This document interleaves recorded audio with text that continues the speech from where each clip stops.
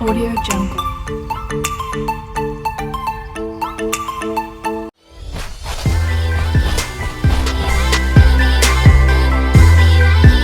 متابعين تكنولوجي، ازيكم عاملين ايه؟ ريفيو النهارده موبايل جديد من شاومي، موبايل شاومي ريدمي نوت 10 برو.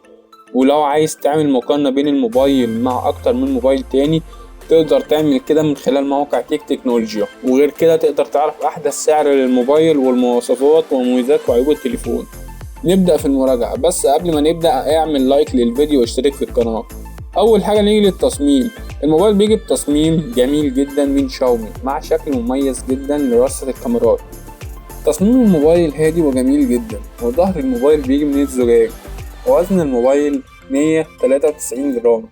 ملمس الموبايل يحسسك بالفخامة، والموبايل بينزل بثلاث ألوان، الرمادي والأزرق والبرونز. بشكل عام تصميم الموبايل جميل جدا. نيجي للشبكات. الموبايل بيدعم جميع أجيال الشبكات لحد ال 4G، والموبايل ثنائي الشريحة، وشبكة الموبايل كويسة جدا. نيجي للشاشة. الشاشة بتيجي بحجم 6.67 إنش من نوع أموليد بجودة فول HD بدقة 1080 مع كثافة بكسلات 395 بكسل لكل إنش، والشاشة عليها طبقة حماية من نوع جوريلا جلاس الجيل الخامس. ومن مميزات الشاشة إنها بتدعم 120 هرتز. الشاشة هتديك أداء ممتاز جدا في الألعاب وانت بتتفرج على المقاطع الفيديوهات، وسطوع الشاشة كويس جدا. نيجي للكاميرات الخلفية. الأساسية تأتي 108 ميجا بكسل بفئة عدسة 1.9، والتاني للتصوير الواسع ب8 ميجا بكسل بفئة عدسة 2.2، والتالتة الماكرو 5 ميجا بكسل بفئة عدسة 2.4، والرابعة للعزل 2 ميجا بكسل بفئة عدسة 2.4. وأما الكاميرا الأمامية تأتي 16 ميجا بكسل بفئة عدسة 2.5. والموبايل بيدعم تصوير فيديوهات بجودة 4K بدقة 2140 بكسل بمعدل التقاط 30 اكتر في الثانية، كما يدعم تصوير فيديوهات بجودة Full HD بدقة 1080 بمعدل التقاط 30 اكتر في الثانية، كما يدعم تصوير فيديوهات بجودة HD بدقة 720 بمعدل التقاط 30 اكتر في الثانية. بشكل عام أداء الكاميرات ممتاز جدا، وهيدي أداء صور وفيديوهات ممتازة جدا. نيجي للأداء.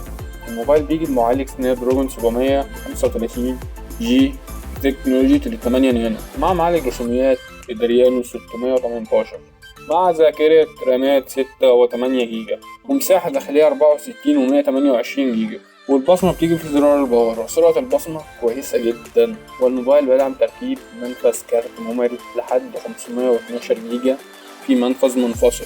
والموبايل بيجي باندرويد 11 جاهز مع عدد استخدام 112.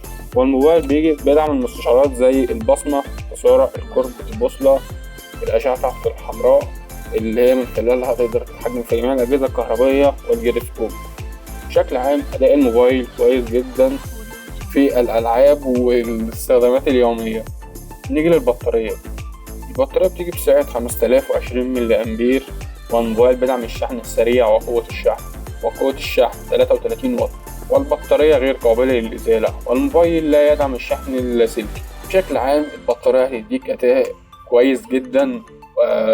لو انت كمان من نوعية اللي انت من خلال استخدامك في خلال اليوم ألعاب وتصفح وسوشيال ميديا وكده، هتقعد معاك يوم مستريح جدا من غير أي مشاكل. وكمان البطارية هتشحن معاك كاملة من 0 لحد 100% في حوالي نص ساعة. نيجي للمميزات والعيوب. نيجي للمميزات. أول ميزة إن هو بيدعم الأشعة تحت الحمراء اللي هي من خلالها تقدر تتحكم في الأجهزة الكهربائية، ودي الميزة اللي بتقدمها شاومي في جميع تليفوناتها. تاني ميزة يدعم تصوير فيديوهات بجودة 4K. تالت ميزة يدعم تركيب شريحتين وكارت ميموري في نفس الوقت. رابع ميزة بطارية طبعا عملاقة من شاومي، وغير كده شاومي بيقدم في التليفون ده قوة شحن سريعة وقوة الشحن 33 واط. خامس ميزة تصميم عصري من شاومي في الموبايل ده. وسادس ميزة الشاشة بتقدم أداء خرافي جدا مع 120 هرتز، وغير كده عليها طبقة حماية ضد الكسر. نيجي للعيوب. أول عيب الكاميرا الخلفية فيها بعض البروز، بس ممكن تحل المشكلة دي من خلال تركيب الجراب اللي بيجي مع الجهاز. تاني عيب الهاتف مش بيجي معاه سماعة، ودي انا مش عارف هتقلل في تكلفة الموبايل في ايه، لو فيها ايه لو ضافوا سماعة. تالت عيب، الموبايل مش بيدعم اجيال الجيل الخامس من الشبكات. وكده خلص الريفيو. ولو عايز تعرف احدث سعر الموبايل هتلاقيه على موقع تكنولوجي. وغير كده تقدر تعرف سعر او مواصفات او مميزات وعيوب موبايل. وغير كده ممكن تعمل مقارنة مع اكتر من موبايل. كل ده موجود على موقع تكنولوجي وبس.